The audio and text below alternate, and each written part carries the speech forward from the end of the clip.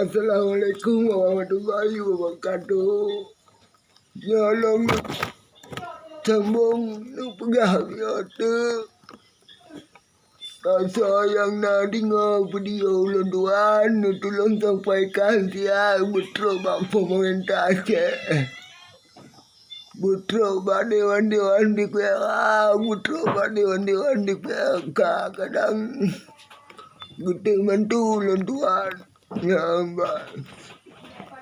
Ulun tuan semenjak tsunami wajah.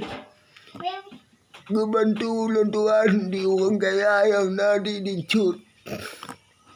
Dan ganyan Tunku Haji Bashiruddin yang mukat toko bangunan Basing Pampu.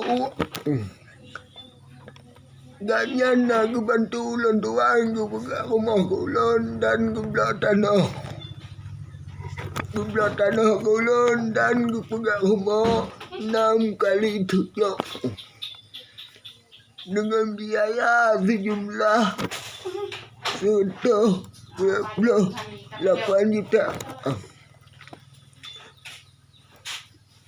Lu pegang dengan bayar cicilan padu-padu yang mempuluk. Sampai saat ini tahun 2022 loan tuan tinggal sisa hutang menunggu Haji Bashiruddin.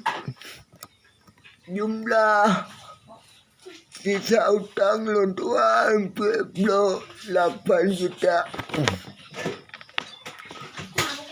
Saya yang nak dengar video ni, anu tolong sampaikan betul upah pemerintah. Kira pengalan dia. Menentukan belakang bantu ulun tua. Apa be ian le? Kerana ulun tua. Lelok bayar hutangnya. Anjir lelok minta rezeki.